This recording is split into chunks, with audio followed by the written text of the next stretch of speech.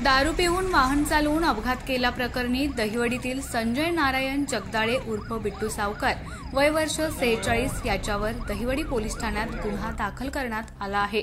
याबाबत पोलिसांनी दिलेल्या माहितीनुसार संजय जगदाळे उर्फ बिट्टू सावकर हा स्वतःच्या ताब्यातील मारुती सुझुकी स्विफ्ट कार क्रमांक MH10 BM 6415 ही पिंगळी येथील दारूच्या नशेत वाकडी तिकडी चालवत असताना मिळून आला।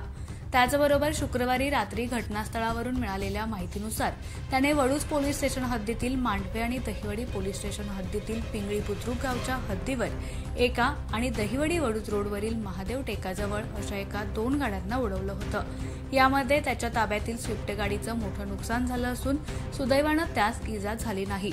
याबाबत पोलीस कॉन्स्टेबल गणेश पवार यांनी फिर्याद दिली असून अधिक तपास सहाय्यक पोलीस निरीक्षक अक्षय सोनवणे यांच्या मार्गदर्शनाखाली पोलीस हवालदार बापू खांडेकर करीत आहेत।